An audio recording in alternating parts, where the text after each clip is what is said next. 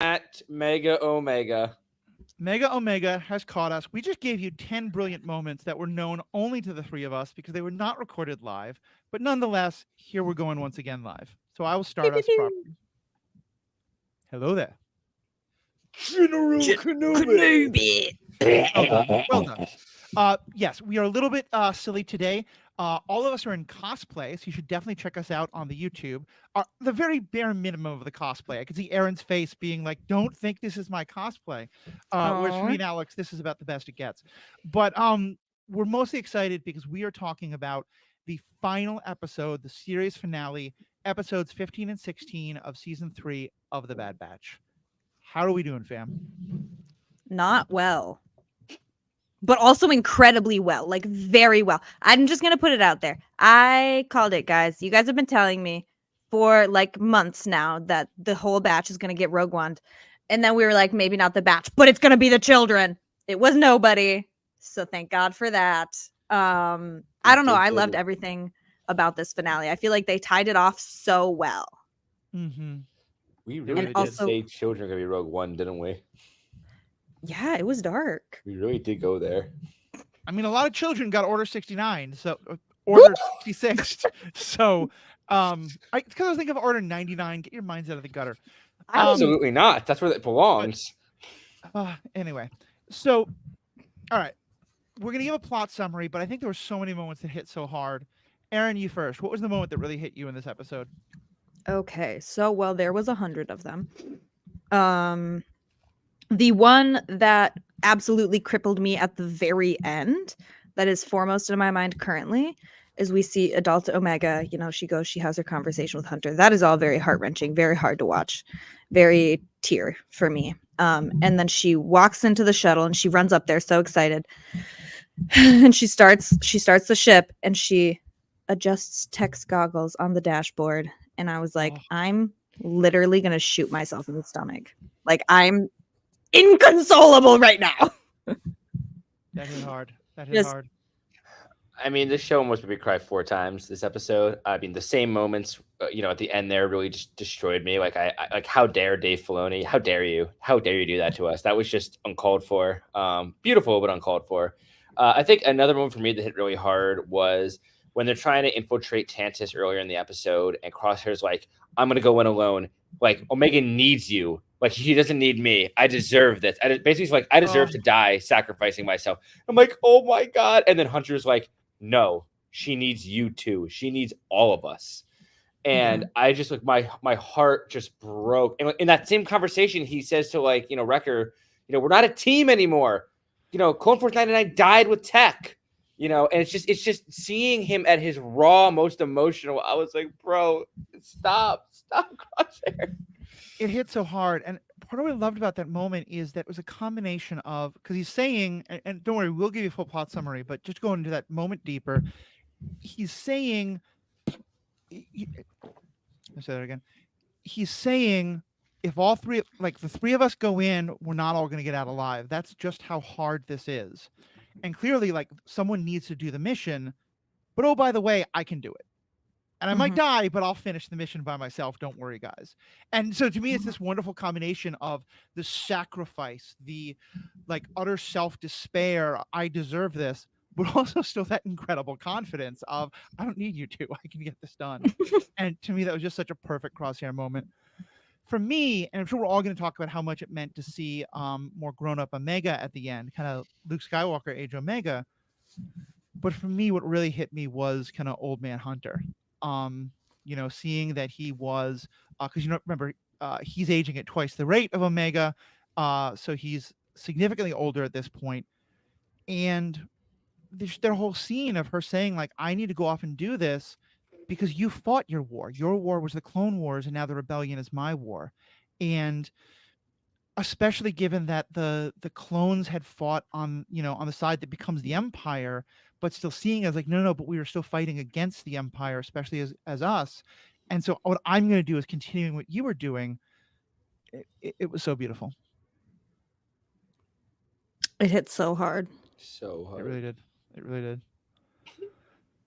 I will also say I had a moment of generational translation because I do love a good, like, emotional sock in the gut. But when you said in our group chat, Dave Filoni, how dare you? To me, that means like you're upset because he did something that you don't like that he did Rogue One someone.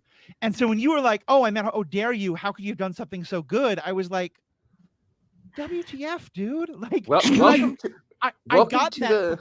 I'd gotten that message from you before I watched it. So I spent the whole thing being like, okay, what's the thing that upset Alex so much? What's the thing that upset Alex so much? And I was not. Yeah, no, that's definitely like a thing. I feel like that we say where it's just like, how dare you? Like, how dare you like be that good? How dare you be that kind and like make it so beautiful? Make me cry.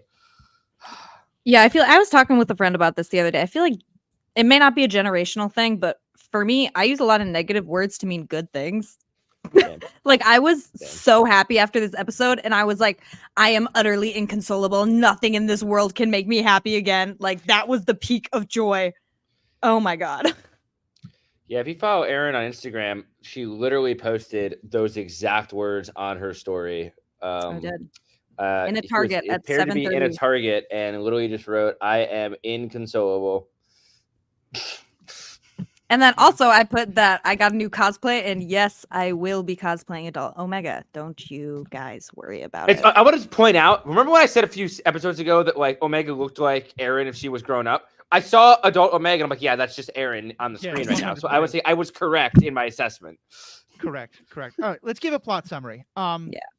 Mega Omega is really into the details of this, and so we're gonna actually, which is amazing. But your plot summaries have been a little on the long side.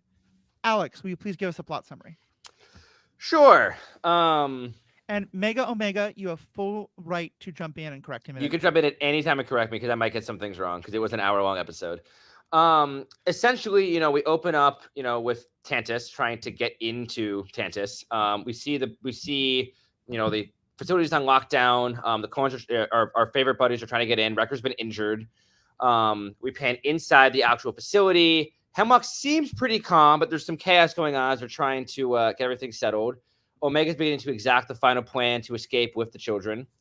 As I described earlier, there's a moment where Crosshair says, I'm going to go in alone. I'm going to try and save Omega. The Bad Batch says, absolutely not. We're not going in. We're not going to go in alone. We're going in together. Pan back inside. Omega is like, all right, kids, we're going to go start some chaos. And she essentially drugs the doctor. What's her name? Mm-hmm. Dr. Skalder. Dr. Skalder, thank you. Knocks her out, and they escape through that little hatch in the wall, and then free the Zillow Beast after the baby's crying distracts the clones, which is wild behavior. But Zillow runs wild, knocks a hole through the building. All the while, Tech is undercover with Emery trying to find Omega, and then a giant hole opens up, and the Zillow runs free, and they all look at each other, and they're like, Tech or Omega? Omega. Echo. Sorry, Echo or Omega. I'm so sorry. Thank you. Sorry. They all enter through the giant hole the Zillow Beast creates. Trying to think, does Tarkin call at that point? Tarkin calls around that point. Earlier, and basically like, I've heard the Zillow's on the loose and things are not going well. And Hemlock's like, I got it under control. And Tarkin's like, we'll see. I'm coming right now to fix your problem. So as I said, chaos is ensuing. Hemlock says to Emery, go find Omega. This is now your problem to find Omega. And he goes to activate 4 of those shadow troopers. We have not seen all 4 of them at once before, but he activates them in the special room. And they all have different weapons. And he's like, your job is to basically kill the Bad Batch, secure Omega. In the ensuing battle, as the Batch gets onto the base, the 3 of them are defeated. Crosshair loses his hand, his shooting hand, and they are captured and thrown into these like what's the word they use? They try to brainwash them, basically. Yeah, thank you. To turn them into clone troopers or dark troopers in the future. All the while, Omega and Echo, with the help of Emery, free the remaining clones in the facility, and basically are like, can you help us? Can you help us one last fight to save our brothers? And the clones are like, yeah, absolutely, we're going to help you. Go ahead. No, go ahead. What? I was just going to say it's the clones, but then also Rampart and Nala say. Yeah, that's what to bring up. Yeah. So Namaste and Rampart are also freed. And Namaste is basically like, I need to go destroy my research. I can never let the Empire ever use my research again. So she heads towards the research bay we've seen so many times. Rampart quietly follows behind her. There's a confrontation in there where Rampart demands she explains everything what Project Necromancer is. Rampart plans to steal the data and sell it back to the Empire in exchange, probably for amnesty and his job back. All the while, Namaste has a freaking thermal detonator, quietly activates it. Rampart shoots her dead without noticing it. She falls to the ground, drops the bomb, killing Rampart and destroying all the data in one fell swoop. A beautiful, powerful moment, and good end for Namaste. Pan back, we're now in Omega and Tech. I'm sorry, I keep saying Tech. Echo have to save the rest of the batch. I miss Tech. So they pull up in an effort to save the Bad Batch, but Hemlock was using them as bait. So they quickly capture Omega when she shows up, but not before she's able to free Wrecker enough to free everyone else. They go on a rampage, an epic battle ensues. All the Dark Troopers end up getting killed, while the rest of the batch is just injured. We pan out to Hemlock trying to run off with Omega, handcuffed to him on this long spire in the rain, very like Camino-esque, which is kind of ironic. And we see that Crosshair and Hunter limping onto the platform are like, give her back. They shoot his escape craft out of the sky, and shoot and kill the trooper with him. And Hemlock's like, don't come any closer, I'll shoot her. And they're like, and Omega's like, you won't shoot me, you need me. And Hunter's like, take a shot, Crosshair. And Crosshair basically is like, I can't, I'm gonna hit her. And it's like, Omega knows what to do, trust her.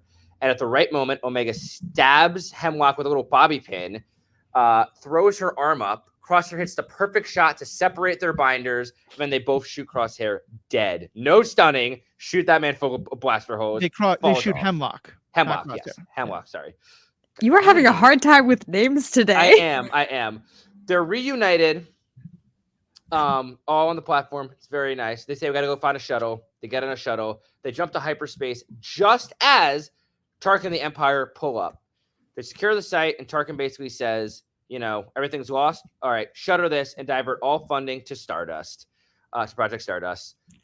We pan back to our favorite planet, whose name I will never remember. Pabu. Thank you, Pabu, where they've been the whole time. And we see that, the clones all got out. The batch all escaped as well. Everyone is healing and that, getting better, and they kind of can do whatever they want. Like he says to Omega, this is finally a time where we can do whatever we want. We're free. We fought long enough.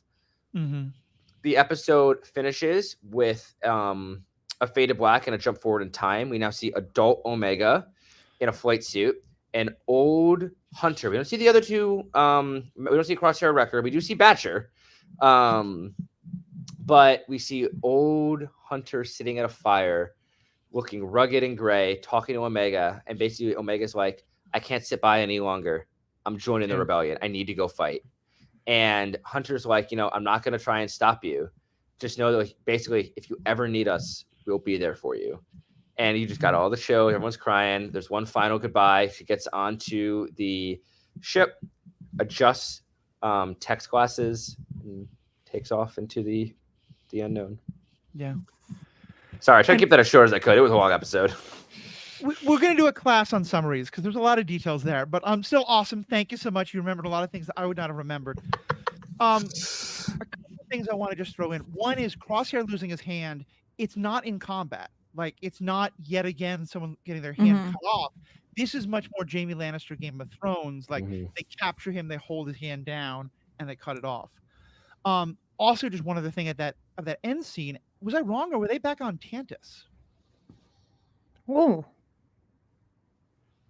When it was Hunter and Omega? Adult? No, that was Pabu. That was Pabu. Okay, just that one mountain on an. Okay, never mind. Pabu is also a mountain. Yeah. Okay. With lights around it in rings. I get this confused. Totally don't ignore that part. So I called Echo Tech, dude. You're fine. Yeah. And let's start by talking about the ending some, because I have to say, they gave me a story in a way that it makes it to me more plausible about why they didn't all die. Because they lived through it, but also, I had all these stories about what happens to these people. And one of the things that we've established in other part of Star Wars canon is that if you do have force sensitivity, but then you don't do anything with it for a long time, very often it will just fade away and you'll never be aware of it. And like, Luke maybe is an exception, although he had to kind of have it woken up in him. And so to me, the idea that Echo just goes off with them, like they pretty much close off, I think, the possibility that she did go off with Asajj Ventress and have Asajj train her. And all the little kids go off to be with their families. And so they all get trained. Like the idea that all of them would have their force powers kind of fade into nothingness and not be noticed. I feel like that being one of my central questions of like, but where were all these people? And then reminding us that by the time of the rebellion, yeah, Omega probably goes back to join the rebellion, but she's a fighter. She's doing it as a pilot, not as a force user. And the Bad Batch, they're retired. And they, I think, there's always another fight, but there's something to be said for, and I think it's really wonderful the way she says it. You guys did your fight. And so I think that also kind of helps understand, yeah, this is why the Bad Batch haven't been active more. And they deserve it. So yeah, I felt really satisfied with the way all that got tied up. Oh yeah, no, I felt great. It was funny. It ended and I was like, haha, all those people that were waiting to see if the Shadow Trooper was Tech or Cody were wrong. Just nothing on that, which is wonderful because the fact that we don't know where Cody is and the fact that we didn't get any more interesting things about Rex this season, the fact that at the very end, Omega says to Hunter, look after Wrecker and Crosshair for me, not Echo. Where's Echo? Something's happened to Echo. Echo is somewhere else. So I think we might be right about a different story that may hopefully circle around Rex and Echo and finding out what happened to Cody. That is my plead to... Yeah, because I won't lie, I'm a little frustrated that we didn't find out any information on the Shadow Trooper. Like, they really like strung us along. Like there was something, I get like, trying to just make it, it's just a Shadow Trooper, it's just another clone that had been reprogrammed. But it just felt like they were really edging towards something. It kind of feels the same way that they built up the Knights of Ren for so long in, the sequels movies. And then like they were just killed off so easily. I don't know. Like, see, I think I would disagree with you here just because for me, they did answer it. Like, and they said Shadow Troopers are regular troopers who have been reprogrammed. And I think it's, for me, there's an important lesson here of, and like, if anyone remembers back when the WandaVision was coming out, within the MCU fan community, there were all these theories about like, I forget his name. I don't think his name is Mephistopheles, but like this devil character was a name like that. People kept seeing signs of him and kept thinking he was going to show up, and then felt very disappointed at the end. And my point was like, you guys all headcanoned this. And I think we had some fun discussions about who the Shadow Trooper could be, but I think one of my points all along was like, it may not be something that is going to get paid off. It may just be a thing. And I kind of loved that. I think of it almost as like, you guys have seen Lord of the Rings. And I'm going to guess a lot of our audience has. So I'm going to use a reference. But in the first Lord of the Rings movie, when we first meet the Urkai, the big giant orcs with the white hand on their face, they're like Saruman's giant berserker orcs. And we see that one, and he's so powerful, and he takes on Boromir. And spoilers, he kills Boromir, and he takes on Aragorn. And it's this whole big fight to beat this one down. And then in the next movie, we're fighting legions of them. Right. It's like the same idea to me. Like in the mid-season kind of finale, we had this one trooper. He's new. We don't know what it's about. He's super difficult to beat. Him and Crosshair are just going at it against each other. But the idea of when they're in a group setting, they can still take on many of them. And it's like the kind of awe around the new bad character has died off a little bit. And now you can look at them as a bigger scope. And I don't know if that's necessarily a good story writing trope, because it does kind of lessen the power of those villains, but it's also one that makes sense because you need your heroes to fight and conquer villains that are difficult and compelling. Yeah. Well, especially because I was very worried that once we got our heroes into those, like, re-education pods or whatever, that we were going to have a moment of one of them turning bad again. And I really didn't want that, because to me, so much of this, like, to me, the problem with the Chip story is that it takes away all agency.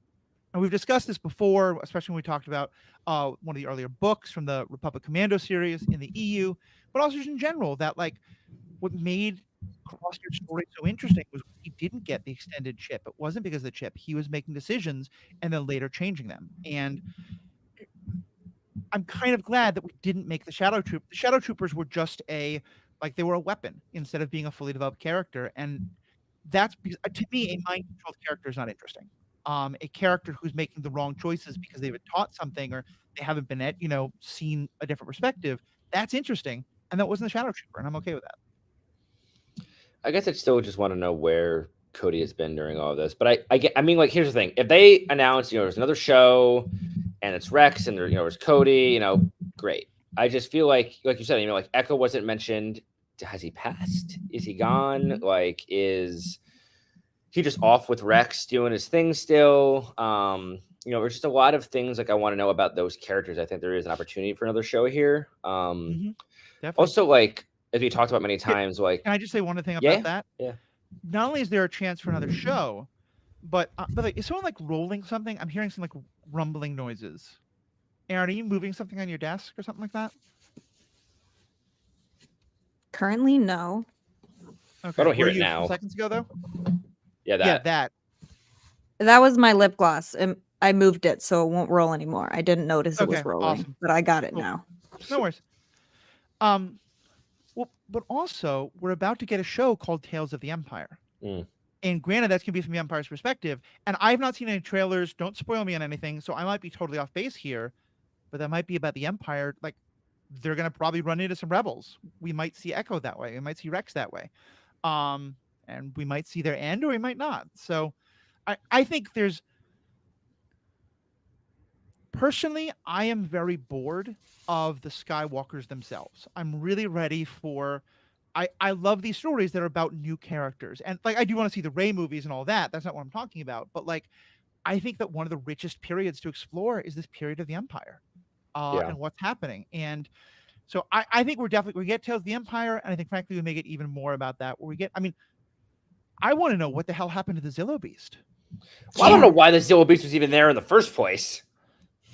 Yeah. It's all facilities for like Project Necromancer. Why have the Zillo Beast kept there? It's crazy behavior.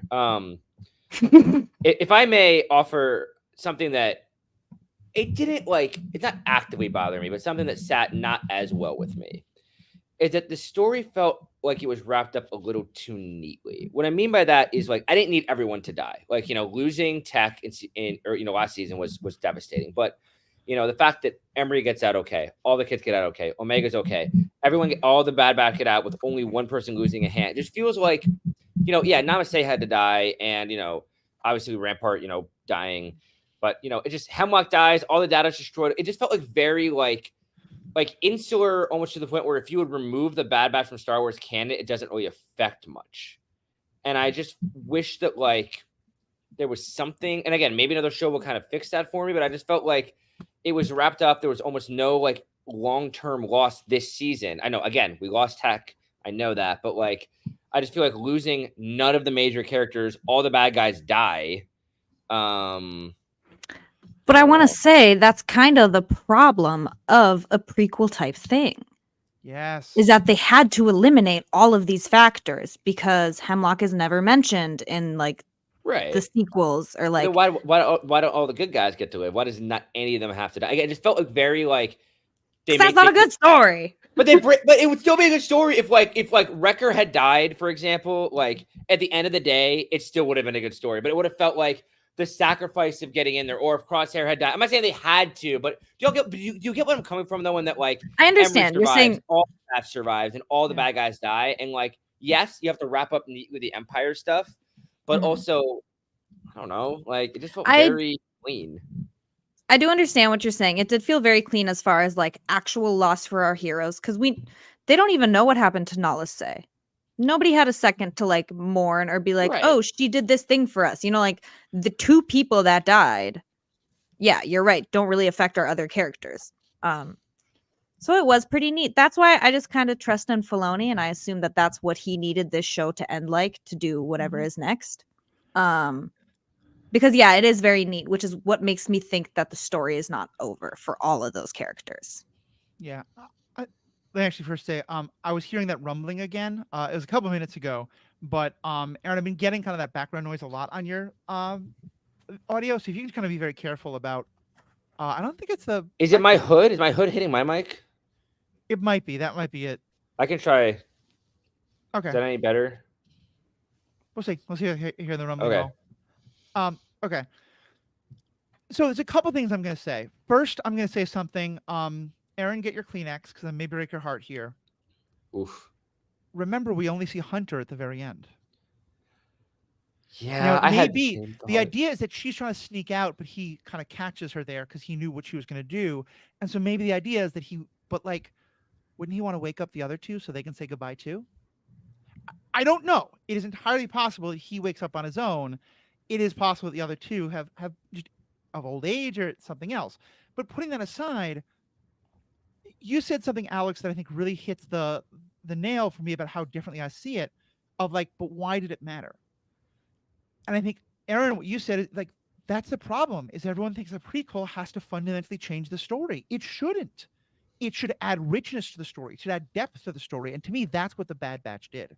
The Bad Batch said, we're going to tell you a story of people below the radar screen. In the same way of Rogue One. Rogue One told us how something we already knew happened. Nothing new. It didn't change the story at all because it couldn't. Whereas I think things like Obi-Wan do change the story somewhat in ways that I don't love. And so yeah, so to me, I really did love that. I loved that it did neatly add up. It told me why these folks aren't in. And yeah, Omega's going to be a good pilot, but there were lots of good pilots in the rebellion. And maybe she lived through it. Maybe she didn't. We don't know. And we don't need to, though, because we don't need to know. And to me, there's a sort of sense of like, if every character we ever meet becomes someone really important by the end, that's like, it makes the world feel very, very small. Mm-hmm. And I really like how much larger this makes the universe feel of like, yeah, this is a story of people who, frankly, they helped move things along in important ways, but our main characters are never going to know their names, and that's okay. Right, and I totally see what, where you're coming from. That, and I agree with the last things that I agree with a lot of just like a lot of times with Rogue One, the rebels won't know the names of the people who died to get the Death Star plans. And I totally vibe with that. I think it's just hard for me we see in other pieces of Star Wars media that they kept trying to reclone Palpatine.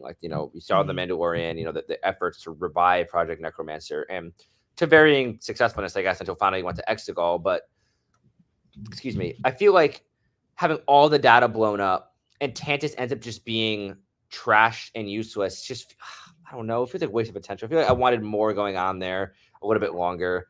And maybe it's just me not wanting this show to end. But it just felt like, everything that happened ended up yes, they got that shut down. And they prevented Palpatine from cloning himself, but eventually he does clone himself. And eventually it does get revived. And eventually, Project Stardust gets finished. I don't know. It's just, yes, what they did was important at the time. I guess it is, just a symptom of it being a prequel. Yeah. And I'll also say, I would bet money that whenever we get the next Thrawn project, which I think is probably going to be a movie, one of the first things he does once he gets back to the Star Wars galaxy is go to Mantantis. I would hope so. That makes me feel better. And wait, why? Because I think he probably thinks there is still something there, and he may find something. Because Thrawn's all in on the Tantis crap, or he was. I mean, the book in his book, cloning stuff. Oh. Which is, Mount Tantus is introduced in the first books that introduce. I didn't know that. Ron. Yeah. Oh, yeah. So again, this is all extended universe. It's not the Disney canon, but yeah, a big part of those books is he goes to Mount Tantus to refine the cloning cylinders. Mm-hmm. Okay. And Thrawn is back in the galaxy. So, okay, if that happens, Matthew, I will feel infinitely better about how this show ended. Yeah, that's fair. That's fair. The one other thing I'll say is also that if I can remember what I was going to say. Give me 3 seconds and I'll let someone else take over. Well, I just want to say, oh, you got it? Go ahead. No, you go ahead. Oh, I was just going to bring up, just for our listeners who might not remember, Erin, would you like to explain Project Stardust? Or not explain it, just tell them what it is. Okay, I'm 90% sure that it's the Death Star. Yeah, yes. It is. Okay, it's the plans for the Good Death job. Star. If we weren't in Rogue One, that is a code name for the Death Star, and Tarkin has always been, like, well, he was against Stardust for a long time, but then kind of just was eventually just bought into it. So he basically was saying to them, screw this Project Necromancer, dump the money into, Project Stardust, which is interesting because he was against it in favor of the TIE Defender project later on in the Empire's rule. So it was a little interesting to me that he was ready to throw all the money at it. But I mean, I think he very much is like, I'm going to play the winning horse, and who the winning horse is fair. going to be is going to change a Yeah. lot. I'll also say I've yeah. recently been rewatching The Mandalorian season 2 and I season need to do 3 that. with my partner Mary, and there's a couple things that they are all like, they do specifically mention, like, we've been we have to keep trying again. So like it's a nice reminder of like, yeah, because these things keep getting blown up. But also Moff Gideon says that he's trying to perfect the Shadow Trooper project. Mm-hmm. And so that's kind of a nice stuff. Like, this is, get to see how it's beginning. I remember the other thing I was going to say before, though, when those Death Stars showed up right over Mount Tantus, and Star it was like Destroyers? very, no, when when those Star Destroyers showed up right over Mount Tantus, I don't know if this is just me, but with the ominous music, I thought they were just going to open fire and like blow up everything. Me too. I thought they were gonna just Camino it. Yeah. Damn, y'all! I did not think that. Yeah, I mean that's what they did to Scarif. Like. Yeah, I mean, my brain went to where yours did, Matthew, on the Wrecker and Crosshair could be dead. Mm-hmm. Sorry. But I did not think if they were just gonna blow up. That's wild. I did not think of that. Yeah. Any thoughts on Ventress not showing back up? Her just being a one and done? Does it feel cheap to anyone? Yeah. I loved it. I don't know. I'm satisfied. I try not to let trailers get in my head too much. I understand that they show you the coolest stuff. And I keep my expectations low and my faith in Filoni high. Oh my god! I mean, that's honestly a fair way to go through your sports life, or your Star Wars life. Yeah. I had a long week. But I don't know. I feel like why throw her into an episode just to bring her back? Like, again, if there's another show that comes along, great. But like, just to throw her in for one episode, to like retcon an incredible book to throw her in, and throw her into the trailer to like take away the surprise. I don't know. It just felt like a poorly done fan service moment if she does not enter a larger story sometime in the near future. Yeah. So I don't think it was fan service. I think have you guys seen Avengers 2: Age of Ultron? Sure have. Yes. It's overall a pretty good movie. It's by no means my favorite, but part of what is annoying about it is when each of the characters spends 7 to 15 minutes just setting up their own next movie. And that's what this felt like. It felt like we have a new Asajj Ventress project coming. We want to remind people who she is. We want to introduce her to a new generation of people who don't know her and get people ready for it. And I think that episode was pretty cool, although it felt kind of like a bottle episode. I'm not going to say that because I love bottle episodes. I thought that episode was pretty good. Didn't love that episode. It didn't really feel like, it had a place. Like, it felt like it had a place from everything else. As well as Omega does not seem like the kind of person who would be like, oh, guess I'm not Force sensitive. Okay, never mind. So like, I think it was made much worse by the trailer, and it just reminds me I'm going to go back to non-trailer life because Erin, like you said, like, just don't let it get in your head. I think even if I hadn't seen the trailer, I would have been like, that's really awesome. And then ended up being like, okay, I don't really know why you did it. It was fun. I don't think it was essential to the story in any way. But for me, it's entirely going to depend on what are you doing next with her? Because, as you said, like, the fact that her being introduced at this point in the story breaks the canon of the novel, and they never explained that, is, I think, the thing that bothered me most, more than the trailer thing. Because now we have 2 more years or whatever of the speculation of what actually. Are you saying that this is happening after the story? Are you saying that we're changing the timeline of the story? I just wish they had answered those questions. Yeah. Yeah, there's a lot to wonder about. Mm-hmm. I want to know what happened to the damn Zillow Beast. It's still wandering around. I will say on that earlier in this season, I remember we were talking about, do we think it's the clone of the Zillow Beast or the original Zillow Beast? I said I thought it was the original Zillow Beast. That was a dumbass answer. I realize that now. Because we already saw in, I think it was season 1 of the Bad Batch, or was it season 2, where we saw the Zillow Beast in like baby form, and then we saw it grow and grow and grow and grow. I'm Oh, assuming you're right, that Zillow Beast is that one all grown up. That's my new theory. Just so if anyone listens back, don't listen to that, Erin. She was dumb. This is my new theory. Wait, I think the original Zillow Beast is either elsewhere or dead. because I remember, God, I'm such a bad Star Wars fan. Now I can't remember the name of the monster that Luke Skywalker fights. The Rancor. Rancor. I remember when we rescued a baby Rancor, but did we also Yes. find a baby Zillow Beast? I don't remember Baby Zillow Beast, to be honest. They did not. What? Guys, What it was not a episode? rescue. It was like a horror episode. Because, like, the batch I went totally to, believe like, you. Okay. Enlighten us. God, I don't remember it 100%. It was where we first saw the commandos, because I remember flipping my fucking table. I was so excited. I wrote it down in my notebook, like, we're going to see, like, commandos again. I wonder who it's going to be. And then it was super anticlimactic because all he did was wander around and talk to Hemlock about the Zillow Beast. And I was super upset by that portrayal of the commandos. But basically, they were transporting this Zillow Beast to Tantus. The ship got off kilter or whatever, something happened, and they ended up on the same planet as the Bad Batch. And then the Zillow Beast was freed upon the local people, and it kept eating Oh, I electron do things, remember growing, this. Yeah. and Now it I would remember eat this. it Yeah. and So grow. yeah, so it definitely was a clone of some kind, or a baby I or believe whatever. that was probably it. Episode There we go. Metamorphosis, which There it was season 2, episode 11. Okay. Well, we yeah. are now fairly off track from the Bad Batch Yes. episode. I do have a lot to say about this episode. Yeah, please give us some more of your things. So, first of all, when we go, Omega getting the kids all together is very sweet. She's like, "Let's go." They're like, "Isn't it dangerous?" She's like, "Don't worry, my brothers are gonna come. We'll be good." And so they go and they strap Bayern, the baby, to Jax, which is the Mary Allen kid.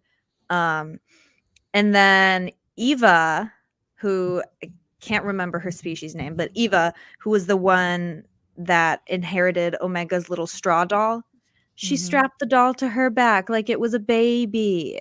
Yeah. It was so cute. And then the way they were just wandering through the vents and they're trying to like get the baby to shut up and the baby starts like crying and the stormtrooper opens it up and the kids are like, "Hi, sorry." Also, like, not only does Omega convince them to do this, she teaches them like low-level espionage because like the whole they have a whole thing like worked out so that they can drug that scientist, including like hand signals and everyone's playing a part. So yeah, it was great. What else is on your list? So I had some direct quotes about things. Can I ask a quick question, Erin, before you quote? Do you have all the children's names memorized? That's extremely impressive. Yes. That is, wow. Matthew, do you remember every kid's name? Hell no. Yeah, hell no. That is very impressive, Erin. I just wanted to bring that up. Keep going.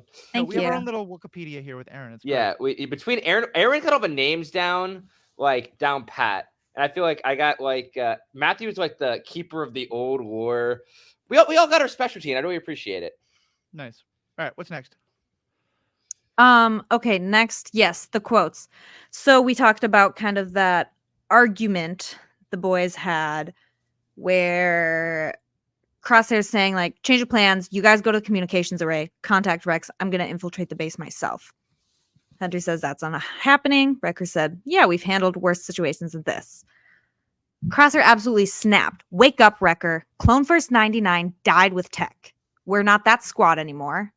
I've been inside that mountain and I know what we're up against. If we all go in, we're not all going out. And Omega needs you both. So I'm doing this alone. It's what I deserve. Yeah, Matthew, that is for reference a how dare you moment. Fair. Yeah, that one hit hard. That's fair. That's fair. Yep. Like, And then oh my god. yeah, in response, Hunter said, "Don't even think about Plan 99. Omega needs all of us, and so do those clones." Yeah. Wrecker said, a lot of "We've always crying. known the risks." Hunter said, "And so did Tech. So we do it together." Yeah, which was such a nice way of honoring him as well. And just on that, I'm really okay that Tech just didn't come back. That he Yeah. wasn't the Shadow Trooper. That he wasn't like a hint that we're gonna go off and rescue him in the next show. He died, and that's tragic. But he died, and they just left him alone. And I'm really happy for that. I also firmly believe that if they recovered his glasses, that they performed a burial now. Now that he didn't come back, Yeah. it makes me think that like there was an off-screen body recovery and burial. Of course. Yep. That, I don't know. I would have liked to maybe see something like that, but like the fact they kept bringing the glasses back, I think made it a little bit better because they did honor him more throughout the show. Definitely. Mhm. Definitely. Yeah. All right, wanna keep going, thanks? Another great moment. Mhm. Zillow Beast bursts through the side of the building. Crosshair. Echo's handiwork or Omega's? Hunter and Wrecker in complete unison. Omega's. Yeah, there was no question. No question at all. And then I liked Echo and Emery, met up with the kids and they go to the shuttle and he gives Emery the coordinates to Pabu and just says, "Here, take the kids to the coordinates. We'll meet you there." Like, I just loved it because it's not like there was no conversation of, "Oh, is Omega one of the kids? Is Omega going to go with them? Is Omega part of the squad?" It was like, "No, you take the kids. Omega, like we'll meet you there because we got to take care of our squad shit." Yeah. And like we've just seen that aspect of the bond of the squad grow and grow from them first, fully trying to prevent her from being a part of things to then, trying to let her do a little bit and occasionally letting her and wanting to hold her back and just the full compatibility of the team. I really love to see. I think it's very sweet when they trust Omega the way that they do. And to double down on that, when all the clones were escaping, or when the kids were escaping, there was no even attempt on Echo's end to say, "Omega, you go with the kids and Emery." He just was just like, "Yeah, Omega's coming with me. I'm not even going to attempt to tell her not to." I don't think he even wanted to. I think he trusted her and knew that she was valuable to the team. To like, she was no longer like she's still their kid, but she's no longer the little kid liability she was in season 1. Yeah, she is a full functioning member of the team that they all trust with their lives. Yeah. It's so good. So good. Few more bars here real quick. I'm sorry. I know I'm going long. Hemlock says to Hunter when they're in his reprogramming pods, he says, "If you all survive, you'll make fine operatives. And if not, there's no shortage of clones to test on next." Yeah. Hunter looks him dead in the eye. "We'll survive, but you won't." And I counted, they shot Hemlock 7 times before he fell off that bridge. Yeah, there was good. Yeah, it was awesome. It was awesome. All right, 1 or 2 more. The last thing is just the conversation Echo had at the end with Emery, which makes me feel like this could be the this could be the setup for a new type of show or media, because they're watching the kids kind of play on Pabu, and Emery says they've adapted quickly. Which, Emery, girly, you're not a scientist anymore. It's not just about, I mean, you are still, I guess, but like, stop talking about them like they're specimens. They're kids.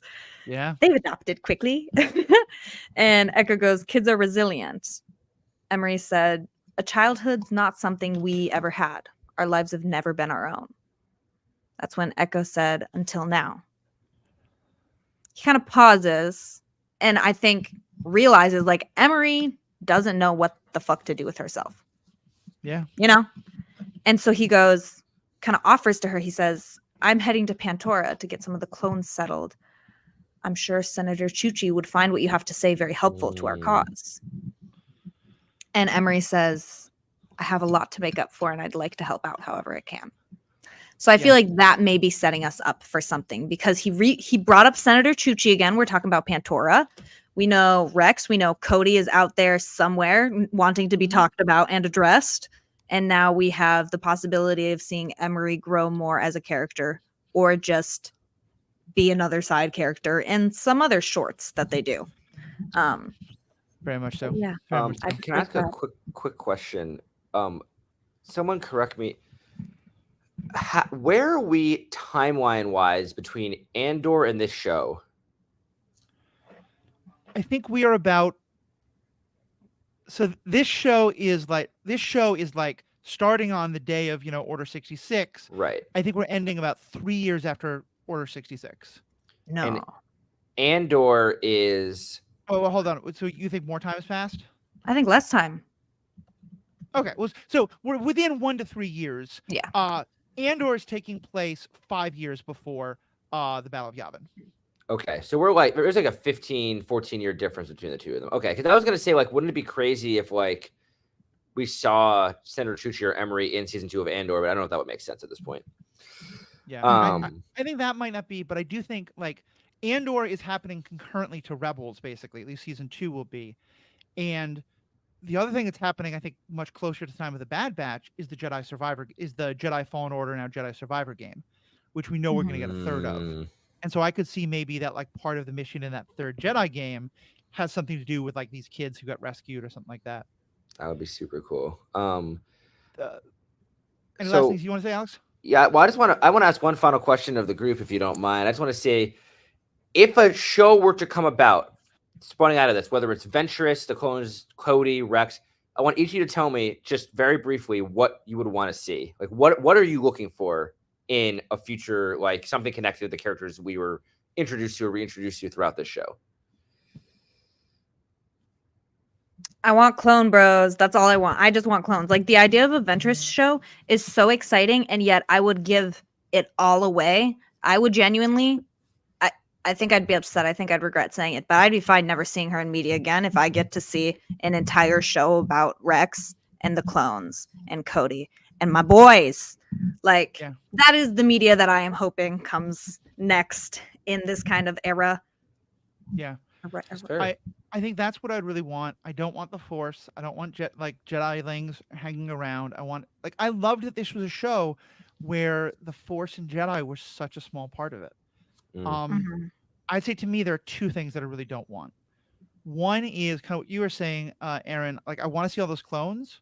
I do not want it to be about Omega. I do not want it to be about the Bad Batch. I think they have retired, and we let them retire. And we know Omega comes back at some point. And I will say, like, if grown-up Omega shows up, like, in Alpha Squadron, if we ever get that movie, like, that I would love. Or if we do get something about, like, the early beginnings of those first Rebel pilots that Luke winds up joining, and we get, like, live action Omega for that, I'm all for that. But I think between that period of when Omega gets on that ship to join them and, the end of this and that, I think, maybe Rex goes back to visit them once a season and, like, talk to them and get some advice from them, or maybe they, like, come and join him on one mission. But for the most part, I really think it's important that they, be off screen. The second thing I'll say, and it's something that I thought I wanted them to answer, but actually realized I'm so much happier they didn't. We don't know in any way, shape, or form how it is that we have two female clones now. And, and in Emery. And some of the things that hit me really powerfully was a number of trans Star Wars fans who I know posted things about how happy they were, because what it means is that, it is possible that they intentionally decided to, like, change the sex of the clone. It's entirely possible that they're both trans, or that one of them is trans. And Star Wars being that so open-ended, and it being like, you decide. I really love, and I think it's really powerful. And now I kind of feel like I don't, unless at least one of them are trans or something like else, like gender, non-conforming in some way, like one of them has some agency in it. I'm happy if they don't. I'm happy if they just leave it completely. Like, it's not that I need them to say they're trans, but I'd rather them not officially be like, nope, they definitely aren't. Just leave it open. Let it be, something fans can hang on to if they want to. Yeah. Yeah. That is a nice thought, is like, you don't need to over-explain everything. Let things mean to people what it means to them. Yeah. And I think that oftentimes is not a complaint about Star Wars, but some people are like, we're explaining too much, like, leave some of the imagination. But I think that, like, they have done, at least recently, very well at, like, expanding and deepening and enriching the universe without, like, answering every single question. Now, it makes me grumpy because I want to answer every question about everything all the time. But I do like that there's enough room left in a lot of these stories for fans to interpret and connect and relate on different levels, because it just makes Star Wars more accessible for, you know, the world as a whole, allows people who love headcanon like me to run wild. And just in general, I think makes it a more enriching experience when like you get a lot of answers, but you also like are left some things that don't need to be answered, you can answer yourself. Yeah. I think it's true. I did look up timeline. The Bad Batch season 2 ends and season 3 starts in 18 BBY. So we're 2 years. We're 1 year into it. And then by the time she has her 160 some days or whatever it ended up being on Tantus, we're like another half year through. So this show all ends about, this whole show takes place about 1.5 years to 2 years total. It's quick. Okay. Yeah. Right. All right. Well, that's a good place to end this. We're going to have a little more continuation. We're going to continue the discussion about the Bad Batch as a whole, although it's going to be pretty brief in our member section. But for everybody else, please do think about becoming a member. If you like this, let us know. Give us feedback. Let us know what part of the discussion you liked, what you didn't. What do you agree with? What did you not agree with? What are your fan theories? Let us know. We'd love to discuss it. And we'd also just love to learn more. Share this with other people. Let other people hear the conversation. It just makes everything better for everyone. And of course, please think about becoming a member. On behalf of myself, Erin, Alex, thank you all so much. We have spoken. Stay classy, Pantora.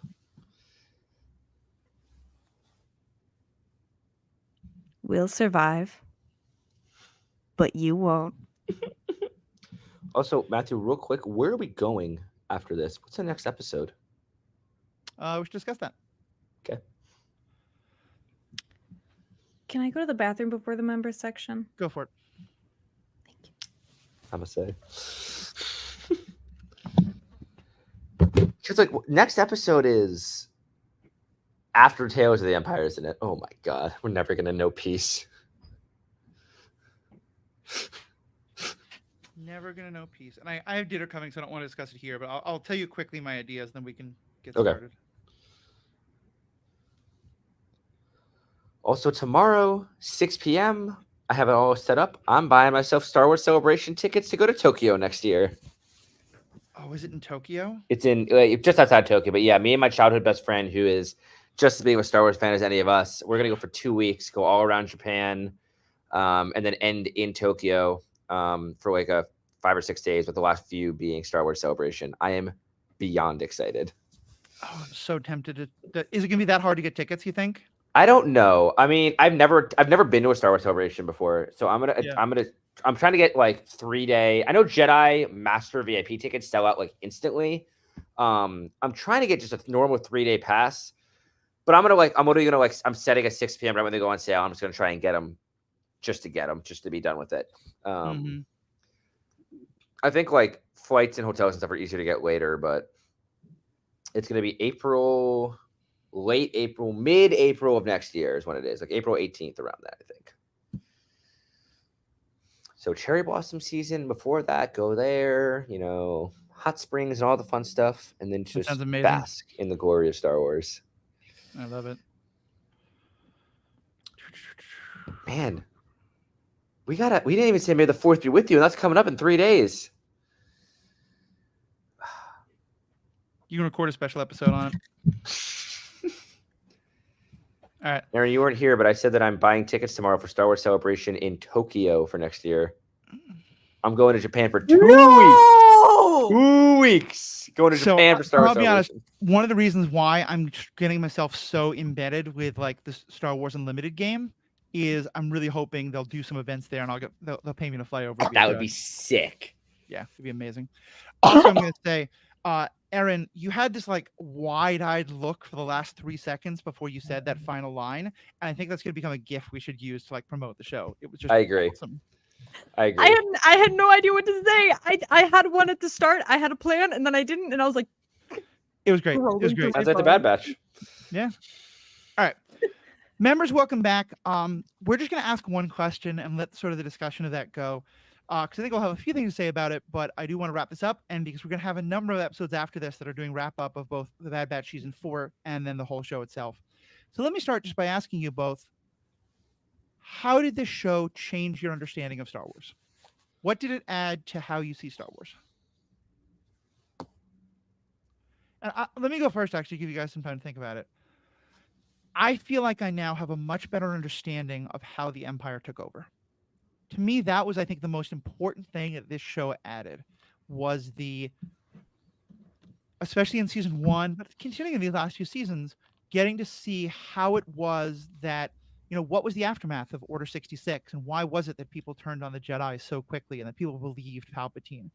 Getting to see, that, yeah, there had been horrible chaos and destruction in the Clone Wars and that people were probably really happy that someone brought an end to that. And then seeing how quickly after that, okay, but actually anybody who stands against us is going to get mowed down, but we're also going to control who knows about that, so you're not going to know. Getting to see what happened to the clones and the whole plot line of, do we keep the clones or do we switch to regular troopers, and that happening. All of it, I just absolutely loved. And I thought, to me, it's one of those things where, like, now in future conversations about Star Wars, this is going to be a show I reference a lot because of how much it changed my understanding of those things. Yeah, and I mean, like, it definitely, like, I know it's not precise, but George Lucas has mentioned in the past that that the Empire was meant to represent many different American Empire, the Nazi Empire, different things, and I think that the imagery of, like, how Hitler rose to power is very similar to how Palpatine rose to power, and it really did show in this show how it was all very secretive, but like it was happening all behind the scenes. And I think for me, like, yes, I really liked procedurally seeing how the clones were phased out, seeing how, like, senators were, like, trying to, and separatist leaders and Republic leaders were, like, all basically stuck in the same boat, trying to work together and figure out what to do. And, it was tying up a lot of loose ends for me, which was cool. I think the deeper part for me that I appreciated was that it showed to us, for so long, the Clone Wars ended and we saw stormtroopers and we didn't know, like, what the clones had been doing. And it really, outside of 3 clones we saw in Rebels, we got to see what was happening to the clones, how after serving the Republic for so long, they were being tortured, experimented, used, but other clones were giving up on them. They were forming together. They were still fighting their own fight, choosing what they wanted to do, and taking care of each other. And it was cool to just see the deepening of those bonds and throughout the show, and how much, even when there's not a Republic giving orders or generals giving orders, how much the clones can do on their own, and how they ended up really forming their own strong morals and moral compasses. And some of them chose the Empire willingly, but they all got to choose and they all got to pick. And it was cool to me to see, that through the war, some really came out like, the Jedi were right. The Republic was what I serve. This is not it. And others were like, war is hell. This is just what we're fighting for now. I'm just going to keep fighting. Like, it was cool to see how that all played out. Yeah, no, I'm really with you, especially the idea that some of them did choose to stay with the Empire. And, like, you can say that they've been largely brainwashed, and I think it's very true. Absolutely. But it wasn't because of the chip. They made that clear, and that it gave them more agency in a way I really appreciate. Yeah. Just deepen the clones in general. Erin? This show reignited my love for Star Wars. Yeah. Alex, that was so uncalled for. I feel like that's how your description of the show, like how you feel, I feel it's just. I'm just gonna start over. Yeah, like I'm not keeping all that in. Go ahead. This show reignited my love of Star Wars. Whew. Like it did. Because I was obviously super into Star Wars over the Clone Wars and everything, but after the Clone Wars was canceled, I was really butthurt about it. Like, I did not want to watch Rebels. I was pissed. I watched the first season of Rebels, the first half, and I was like, this show is stupid. This show is for kids. As though the Clone Wars wasn't also for kids. And then I just I fell off a little bit. I saw the movies. I saw all the movies that came out, all the standalones and, the new trilogy. And then 2020. Season 7 of the Clone Wars. Oh my God. One of the greatest moments maybe of my life. Also, global pandemic. Also, my senior year of high school. So I had a lot going on. And Clone Wars is back. Comment. And then, yeah, y'all are old. And then not only was Clone Wars back, we had a new show. Yeah. Filoni ripped our chest out by showing us Order 66. He chomped on it, he laughed at us, and he put it back in our heart and closed our chest cavity and said, don't worry, I'll give you something that's nice and fun and about family, and just wait till the end of season 2. Then I'll rip your heart back out. He also gave us Order 66 again in the beginning of the Bad Batch. That's so true. The man said Order 66. Let me show it to you 5 different ways over the course of the next 3 years.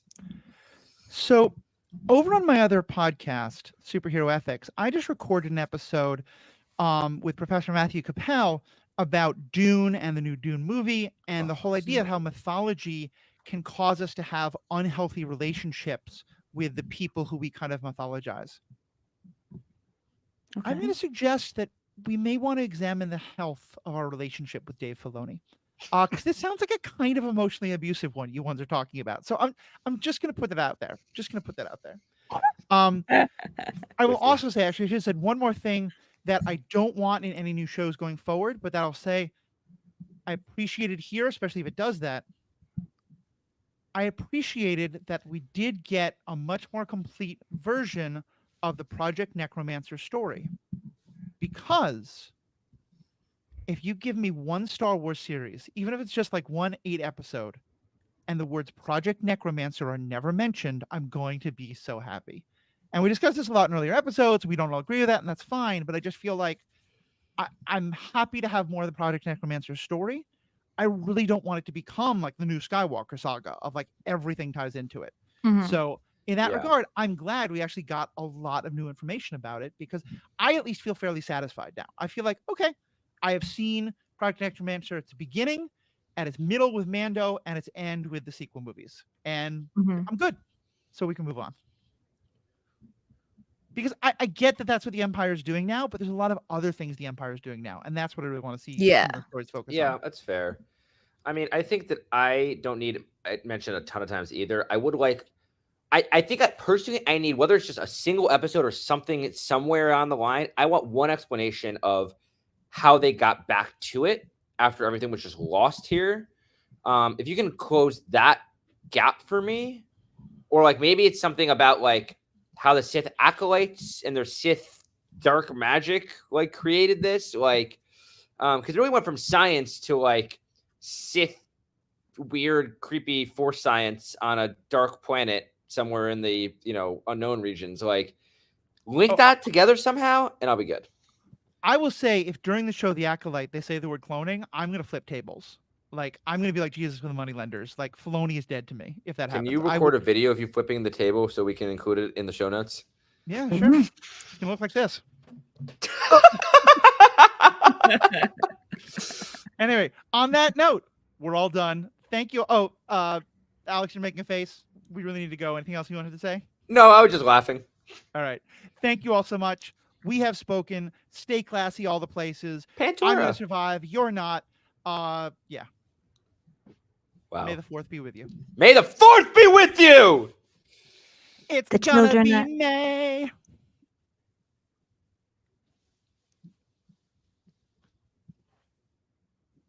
Erin gave a look like this old person understands Justin Timberlake and internet memes. Oh no, that's an old meme. I had to Google that one. Oh my god. All right. I'm gonna go. Okay. Actually, here's Damn. my closing thing. As someone who's starting to see some of the gray appear in my beard, I'm not gonna be salt and pepper. I'm gonna be cinnamon and sugar because I'm a ginger. Seeing Hunter with that beard looking older, but giving massive DILF energy. Gilf energy, have you? Either way, like the man could still get it. Made me pretty Yeah. happy. That beard was fire. I didn't mean to mention that, so thank you for bringing it up. There we go. And we are out.